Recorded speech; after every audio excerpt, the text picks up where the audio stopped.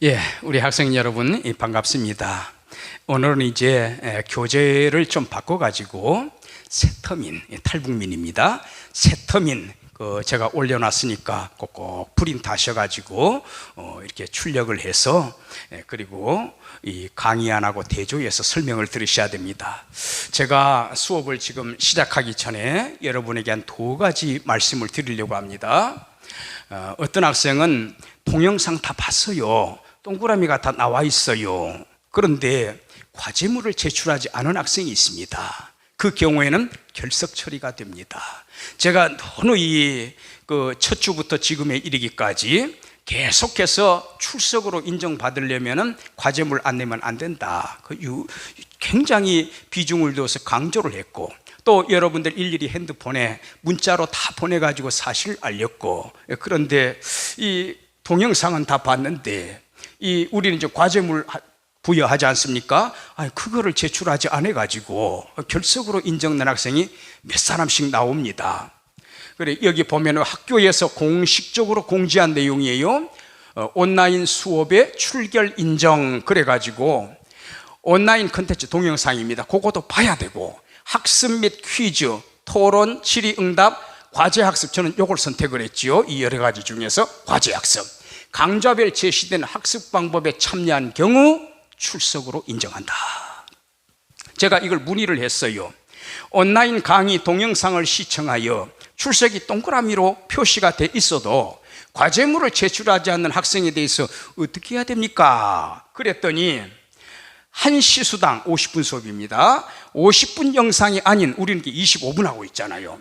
15분 내지 50분 미만의 동영상 강의의 경우에는 과제, 질의응답, 토론, 퀴즈 중 택 1, 저는 과제를 선택을 했지요. 진행하셔야 하며, 과제물을 제출하지 않는 학생의 경우에는 결석 처리하시면 됩니다. 이게 답변이에요. 그리고 요거 다 기억나지요? 매주 2번씩 올리지 않습니까? 제출해야만 출석 인정, 성적 1점 가산점, 과제물을 제출하지 않으면 결석으로 처리됩니다. 그런데 꼭 몇몇 학생이 놓치는 것 같아요. 혹시 이제 본인이 시청을 하지 않고 가족들이 대신 받다거나 아마 그런 경우가 아닐까. 오죽하면 제가 그런 생각까지 하겠습니까? 동영상도 보셔야 되고 과제물도 내야 됩니다. 그 다음에 또 어떤 학생의 경우에는 23시 59분까지 제출이잖아요, 토요일. 근데 아이고 교수님, 제가 깜빡 잊어먹고 작성을 해놨는데 제출을 못했는데, 예를 들어서 월요일쯤, 토요일 지나가지고 교수님 지금이라도 이메일로 보내면 안 되겠습니까? 자, 여기를 잘 보시면은요, 제가 일부러 학과 학번 이름은 이렇게 가려놨습니다. 과제물을 제출하잖아요. 여기에 제출 버튼이 생겨요. 처음에는 이런 게 없어요. 제출 버튼이 생겨가지고 이걸 제가 커서를 여기에 놓고 클릭을 하지 않습니까? 새로운 창이 열려지면서 점수도 줄 수 있고 피드백도 제가 기록을 할 수가 있습니다. 그런데 제출을 하지 않으면 빨간 글씨로 미제출 이렇게 쓰여 있어요. 요거는 제가 아무리 클릭을 해도 클릭이 안 돼요. 점수도 못 주고 피드백도 줄 수가 없는 겁니다. 그래서 또 부실한 답변인 경우에는 예를 들어서 1점만 주고, 잘 쓴 답변인 경우에는 2점, 과제물이 2개씩이니까 1점 1점 해가지고 이렇게 주고 있어요. 그래서 이런 호소를 하는 학생들이 있는데, 동영상 강의이다 보니까 어떻게 방법이 없네요. 이 점을 좀 널리 양해를 구합니다. 예.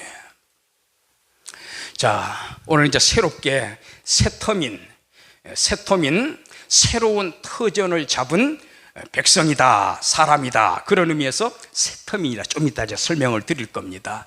이게 이제 아마 뉴스에 나왔던 내용인데, 이 북한 사람들이죠, 탈북인이죠. 이 사람들이 외국 대사관, 또 예를 들어 한국 대사관 이런 데 안으로, 마당 안으로 들어가면은 체포를 함부로 못 합니다. 근데 지금 여기에서 걸려가지고 중국 공안이 딱 가로막는 그런 장면이 나타나 있죠. 결과는 제가 기억이 안 나네요. 어떻게 됐는지. 아마 잡혔을 것 같아요. 혹시 이 사람은 들어갔을지라도 뒤에 어린 애기까지 업고 있는데 잡힐 가능성이 높지요. 저런 장면 보면서 참 한동안 참 생각에 잠겼어요. 고민하면서. 문헌 출처입니다. 여러 가지 이제 통계청에 또는 인터넷에 있는 통계 자료를 활용을 했고, 또 최대석, 조영주 이분이 쓴 책하고, 그 다음에 또 학회지 관련된 여기 쭉 소개를 해놨지요. 북한 인권, 탈북민 꿈찾아, 탈북민 남한 적응, 탈북민에 대한 남한 청년들의 어떤 반응, 이런 여러 가지 논문들을 발췌를 해가지고 요거는 학생들한테 쉽게 좀 이해를 할 수 있도록 제작성을 해야 되겠다, 그렇게 해가지고 이렇게 소개를 해줬습니다. 예, 그래, 이런 자료들을 활용을 했고, 자, 그 다음에 목차는 크게 세 가지로 정했어요. 이 새터민 개념, 그 다음에 왜 이 사람들이 탈북을 했을까, 탈북 원인, 그 다음에 탈북이 점점 많아지게 돼요. 그 탈북의 추이가 어떠했을까. 나중에 2011년쯤부터 돼가지고는 굉장히 그래프가 하강 곡선입니다. 탈북자가 굉장히 줄어든 거예요. 그 다음에 또 탈북자 관련해서 다양한 논점들은 아까 제가 소개를 해드린 빨간 글자 PDF 파일로 되어 있는 학회지 논문하고 각종 통계들을 중심 그래프 같은 거 이렇게 해서 좀 소개를 해나가려고 합니다.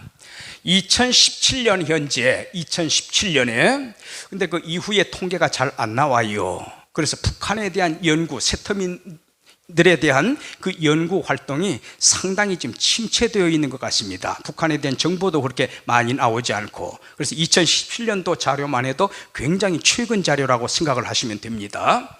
2017년에 현재 우리나라에 들어와 살고 있는 탈북민들 있잖아요.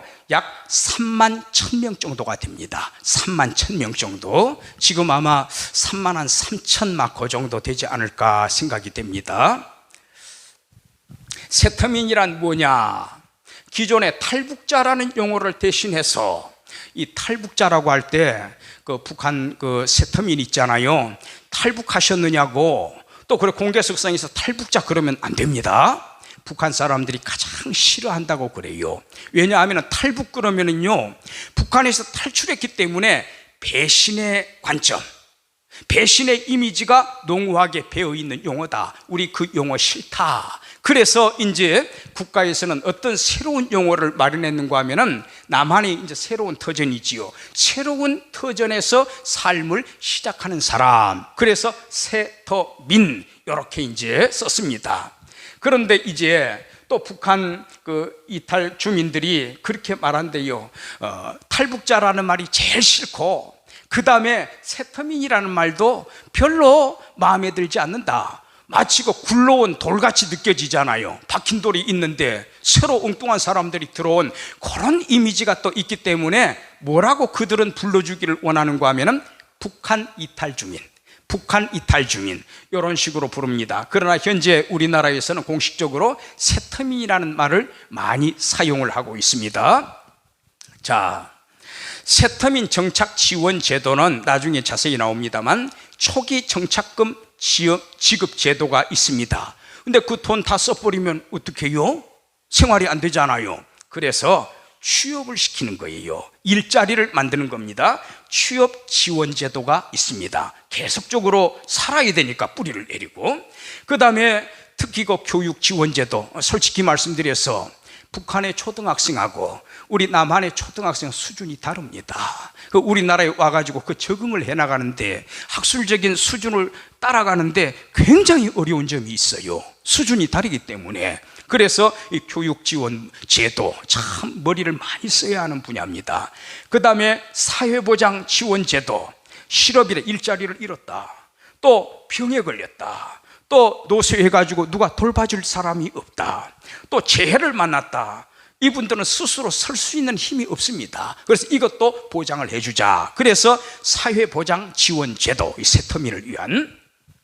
그 다음에 거주지 보호제도입니다. 본인들이 원하는 곳에 가가지고 살 수도 있겠지만 인척이 있으면은, 그러나 대체적으로 보면은 너는 서울 어디쯤에, 당신은 강원도 어디쯤에, 당신은 경상북도 어디쯤에, 이렇게 해서 전국으로 일반적으로 흩어놓는 그런 모양새예요. 전국의 산재에 있지요. 그런데 이들이 남한 땅에 처음 발을 들여놓고 살려다 보니까 정착하는 데 있어서, 또 적응을 하는 데 있어서, 또 자칫하면 신변의 위협이 있잖아요. 암살해 버리면 어떡할 거예요?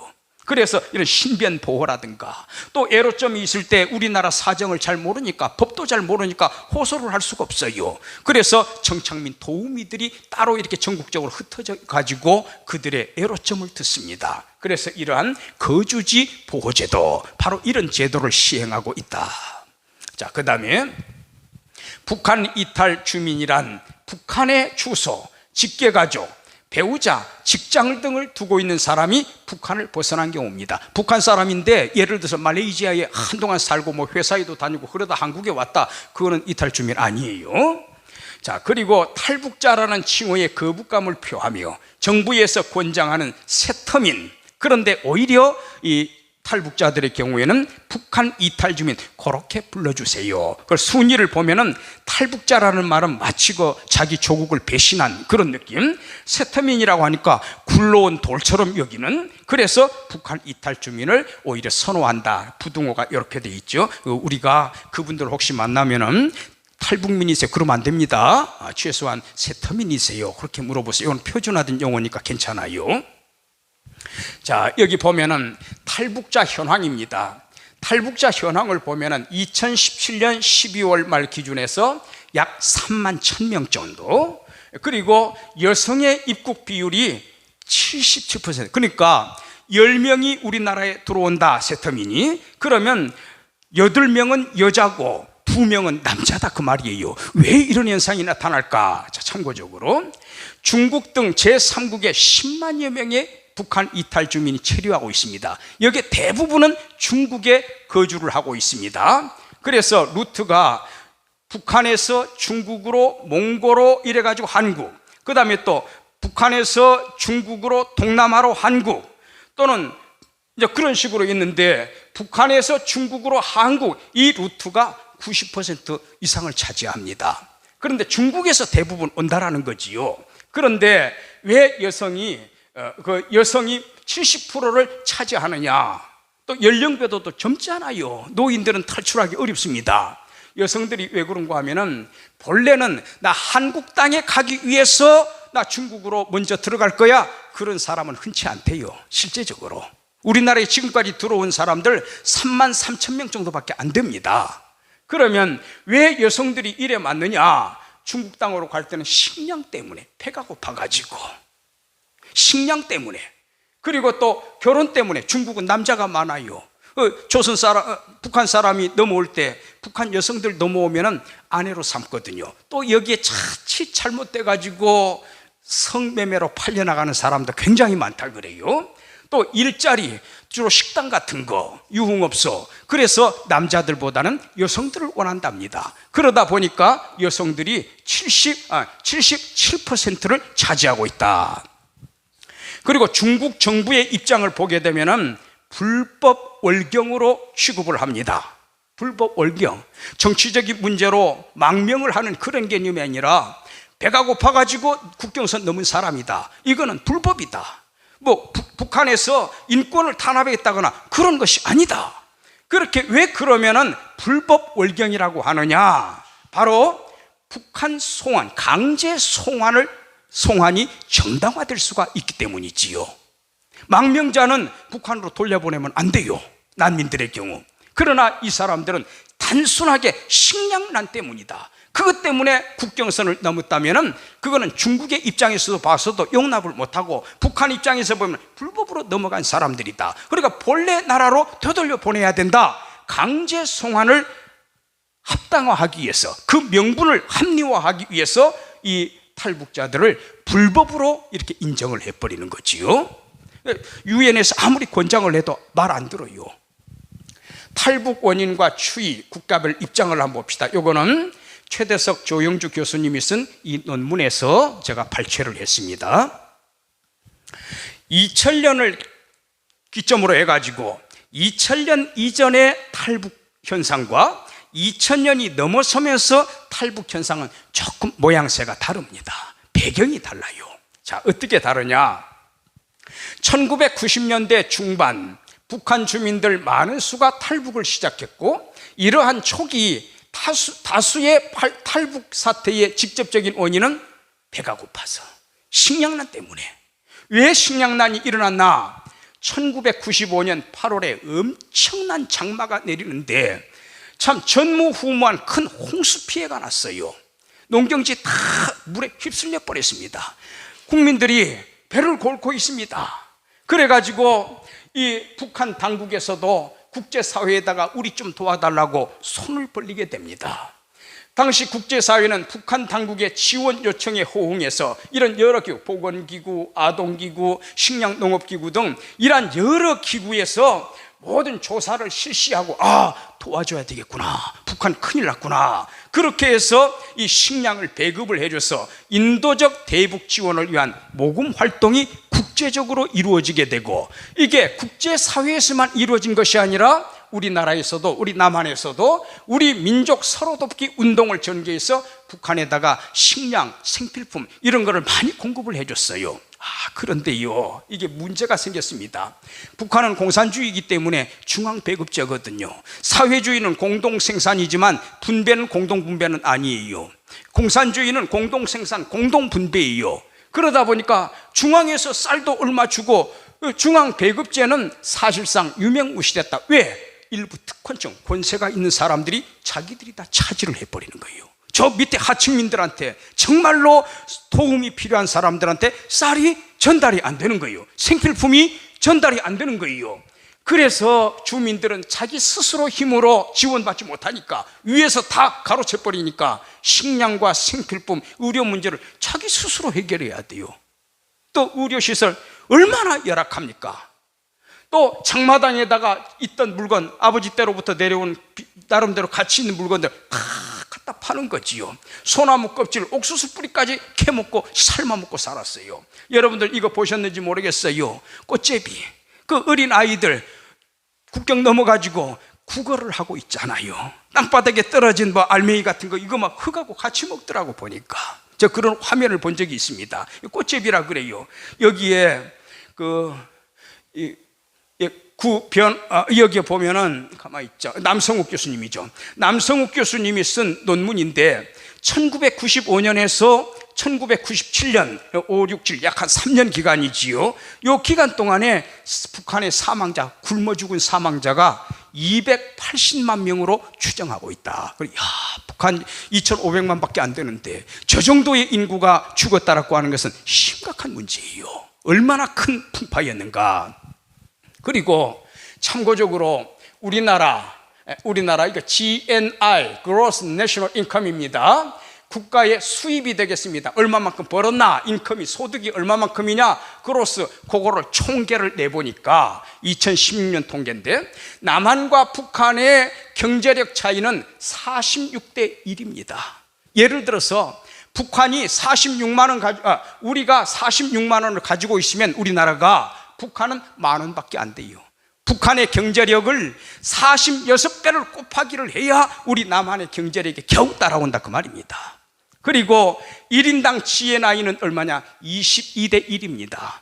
북한의 인구가 절반이기 때문에 여기 이렇게 차이가 또 나기는 하지요. 그러니까 북한 사람 22명이 전 재산을 가지고 오면은 우리 남한 사람 1명 재산하고 맞먹는 그런 구조라고 생각을 하면 됩니다. 그러니까 얼마나 굶주리고 또 얼마나 자유를 갈망을 하고 병 났을 때 병 낫기를 갈망하고, 그러다 보니까 북한 내에서는 소망이 없으니까 남한 쪽을 쳐다보는 거지요.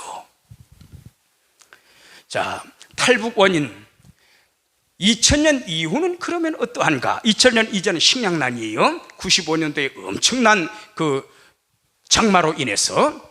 자, 2000년을 기점으로 해서 이제는 생계형 탈북, 배고파서 나는 떠날 거야. 생계형 탈북은 감소 추세에 있고, 이제는 어떻게 변화가 되고 있느냐? 삶의 질을 추구한대요. 이 김정아 교수님의 논문이 되겠습니다. 그래서 제가 요거는 뉴스에서 들은 거예요. 2019년 작년입니다.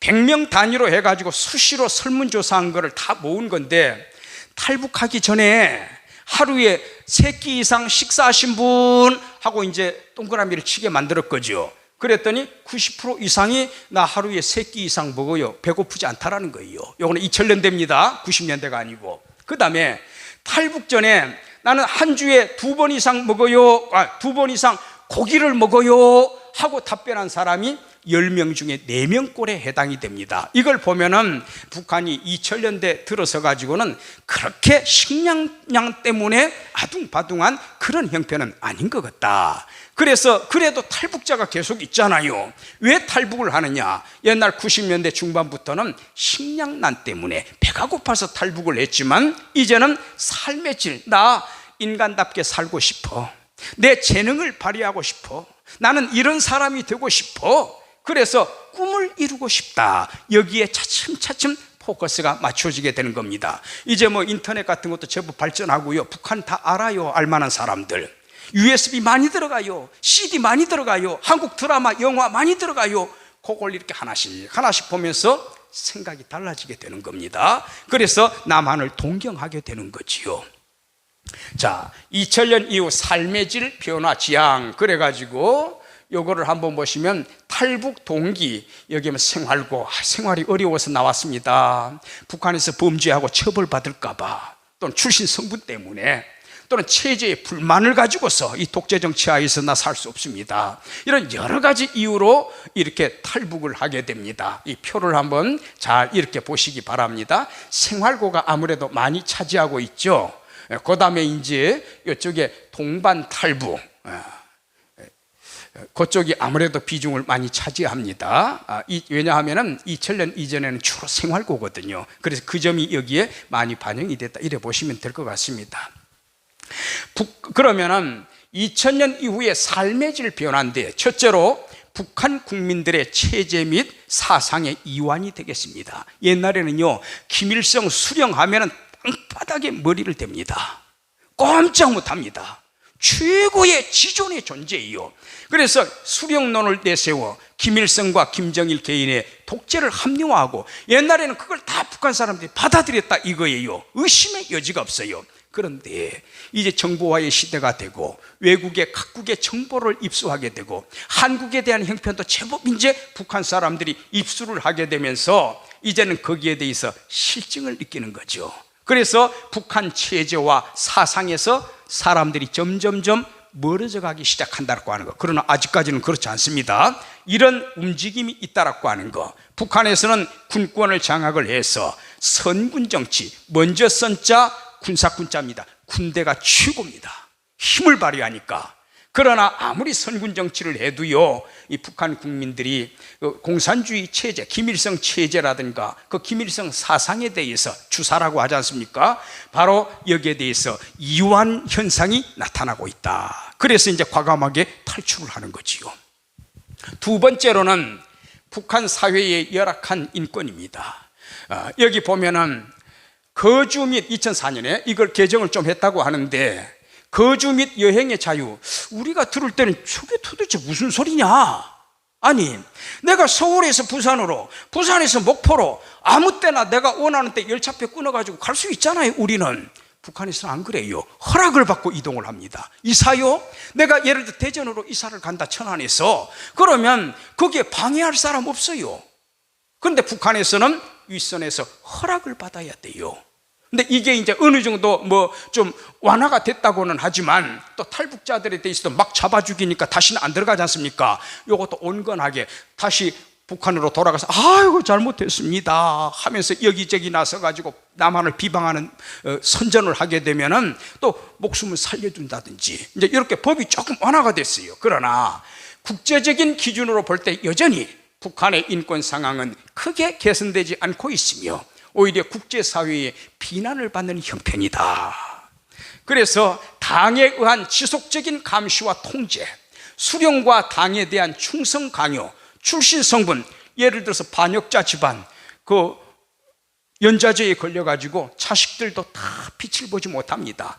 귀순해, 가족 중에 누가 귀순해버렸다. 그럼 북한에 남아있는 사람, 그 가족들 어떻게 되겠습니까? 그리고 탈북자들 마찬가지고, 또 남한 출신, 지금 북한에서 아무리 북한에 충성을 하고 북한 체제에 대해서 선전을 하고 옹호를 하고 해도요, 그 사람이 남한 출신이다, 6.25 전에 예를 들어서 남한 출신 집안이다 그러면은 차별 대우를 받는다 그 말입니다. 이런 것들이 싫었던 거지요. 그래서 북한 사회의 열악한 인권, 여기에 회의감을 느끼고 탈출하는 사람들, 90년대 그때에는 식량 때문인데 요거는 이제 뭡니까? 사람답게 살고 싶다. 세 번째로는 외부 정보 유입으로 인한 상대적 박탈감 심합니다. 예전에는요, 북한이 최고의 나라인 줄 알았대요. 북한이 잘 사는 나라인 줄 알았대요. 그런데 웬걸? 나중에 정보를 하나하나 지금 정보화 시대입니다. 그 입수해가지고 남한의 발전상에 대한 인식이 점점점 확산이 되어지고, 남한의 영화라든가 드라마라든가 이런 것들이 자꾸 은밀하게 돈 주고받고 하면서 USB 사들인답니다. 그거 딱 꽂고 본답니다. 이런 사람들이 많아지지요. 또 입소문으로 퍼지지요. 이러면서 남한의 발전상을 알게 되고, 우리가 남한의 비교를 해보면 형편없이 뒤떨어져 있다. 이거를 북한 사람들이 알기 시작한 겁니다. 정보가 자꾸 들어가다 보니까 더 이상 북한 주민들을 속일 수가 없게 된 거죠. 그래서 나 사람답게 살고 싶어 하고 탈출을 하는 사람이 많다라고 하는 것. 네 번째로는 처벌을 피하기 위한 방법입니다. 북한에서 도둑질, 이거 나쁜 짓이잖아요. 북한에서 한 것도 강도 횡령이라든가 이 범죄 행위 때문에 또 공직자가 어떤 사건을 일으켜가지고 북한에 남아 있습니다. 숙청되겠다. 그래서 남한으로 탈출하는 경우도 있습니다. 물론 밑에 있는 분들은 그런 분들 아니에요. 이분들은 보면은 이웅평 씨, 제가 그러니까 고등학교 졸업한 지 얼마 안 된 때네요. 이분이 비행기 타고 넘어와 버렸잖아요. 그 우리나라에서 돌아가실 때까지 군에 종사하면서 상가하면 영관급이었을 겁니다. 그래가지고 북한 정보를 많이 입수를 하게 되고, 참 이분의 덕을 또 정보적인 면에서 많이 봤어요. 유명했습니다. 뉴스에 연일 이 뉴스가 나왔으니까. 그리고 태영호 씨, 이번에 국회의원에 또 당선이 됐지요. 영국 대사로 공사로 있다가 이분은 이제 돌아가셨습니다만 북한에서 서열 13번째 황장엽 씨가 되겠습니다. 김일성하고 최측근의 인물인데 이렇게 넘어온 경우가 되겠습니다. 이런 분들은 대부분 오른쪽에 두 분, 이런 분들 같은 경우에는 바로 2000년대 이후 사람답게 살고 싶다, 이거를 추구해서 탈출을 한 분들이 되겠습니다. 자, 과제물. 인터넷을 통해서 북한 사회의 열악한 인권과 관련된 기사, 인터넷에서 컴퓨터로 해가지고 그 관련된 기사를 2편을 소개하고, 여러분들이 노력을 하셔야 됩니다. 강의 듣는 것만으로 만족하지 말고 자기가 직접 찾아보는 거예요. 그래서 이거를 어떻게 개혁하면 좋을지 학생 소신을 한번 기록해 보시기 바랍니다. 물론 학생이 이 말을 했다고 해서 북한에서 그 말을 받아들여서 반영을 하느냐? 절대 아니지요. 그러나 우리가 또 고민할 것은 고민해보고, 또 비판할 것은 비판하고, 개선할 것은 개선하고, 그런 차원에서 학생의 눈높이에서 소신을 한번 기록해 보십시오. 이렇게 부탁을 드립니다. 과제물 탭에 올려주세요. 예, 감사합니다.